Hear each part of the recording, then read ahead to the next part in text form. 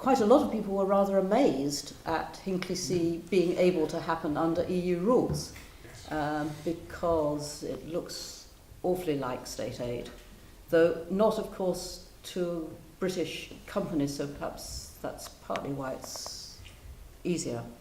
So I imagine there would be more freedom outside the EU, and there seems to be a push for more nuclear and, as I say, more carbon.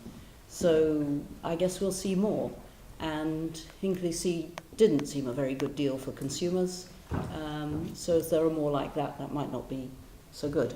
The point about Hinkley, I mean, Hinkley really is, well, there are lots of issues we could talk about Hinkley, but the key one is who determines the state's choice of its energy mix, and that is now within the EU a matter for states to determine. The EU doesn't determine that, it's up for states to decide.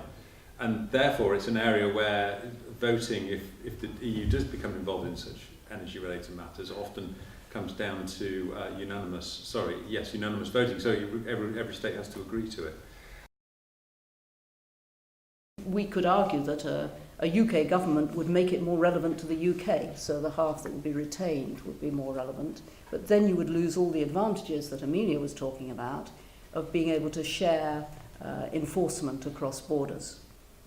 And I don't know anything about government procurement rules, so I'll pass that on to my left. Quite supportive of the EU, but I do think an EU problem is that every time they look at a market, they tend to say, okay, well, I'm used to financial services markets. They tend to say, okay, what other problems are they here? And they don't have a really deregulatory zeal in the way that the UK government goes through phases, but it does occasionally have a deregulatory zeal. And therefore, I think it could well be true that the small businesses, once out of Europe, government will look at all the burdens on small businesses and think, okay, what could we realistically remove to make life easier for small businesses? I think that is more likely to happen with the UK in charge than with Europe. On the other hand, I do think that we also need to bear in mind that many of those rules have been placed on small businesses for a reason, and there's usually benefits as well. They may be for us as consumers, so small businesses have to not defraud us as consumers, that's consumer law. That's quite a good burden to place on small businesses. So in that deregulatory zeal, I would hope that the UK government doesn't kind of lose what's good about those regulations as well. It's a bit of a sort of Marmite issue, really. You either love it or you hate it. If you're a small firm, you often hate it because it's a burden. If you're a big firm, you tend to like it because it provides you with a good basis where you can invest, you can plan your infrastructure investments with a lot more certainty. Bureaucracy, I think, we'll be hearing a lot more about over the next 5 or 10 years. It's not going to disappear because of Brexit. Lots of modern, deep free trade agreements involve regulation, regulation over all sorts of things, intellectual property, for example, environmental standards, and the questions about the equivalence or otherwise of those standards between different trading areas often is absolutely front and centre in discussions, and that's why it takes so long to negotiate deep, comprehensive trade agreements.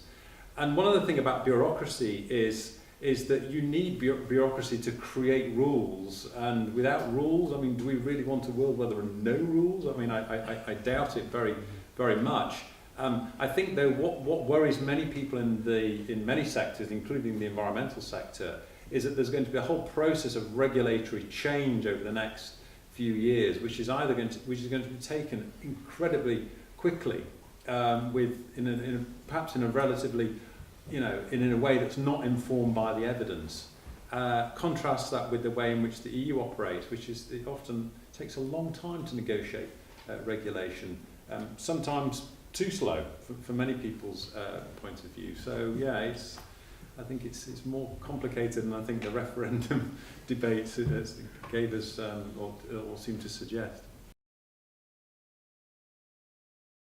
In competition policy, in terms of enforcement, there actually is a EU body that does competition enforcement, DG Comp, alongside member state bodies, and cases are allocated depending on whether it's sensible to have a one-stop shop. Lots of businesses are saying, what happens on the day of Brexit if I'm in the middle of a merger case in Brussels, or actually I'm on appeal from an antitrust case? I mean, it's just, there are so many questions to answer. There are so many questions about the role of ECJ legal precedents. Even if it's nationalised, it will still be subject to competition rules. So it still has to play by the rules on a level playing field when dealing with private companies.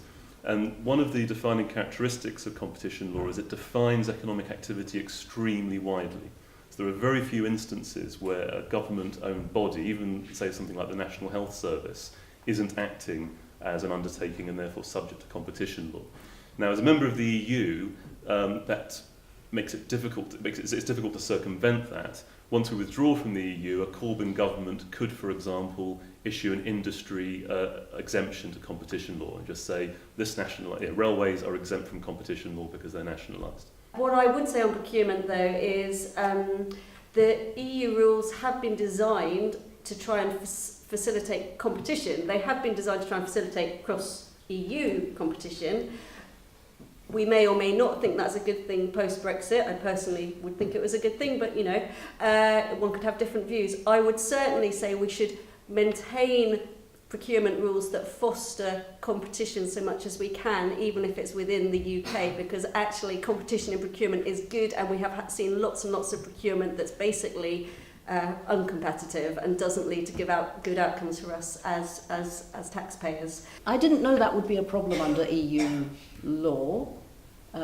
It's how they're treated, I think. It's whether they're in a level playing field that would matter, but others may know more. I think the problem is just finding the money, but that's a different issue. So I don't know how much more of a problem it would be. One thing that the EU policy has done for people like EDF, for example, is force more transparency. We do know more about what they're doing. Whether they're doing less of it is difficult to say because we don't know what they were doing before. But it does mean, it has meant that, I think, and that has been advantageous, and it's opened the debates at least. And that, again, of course, we wouldn't be part of outside Europe.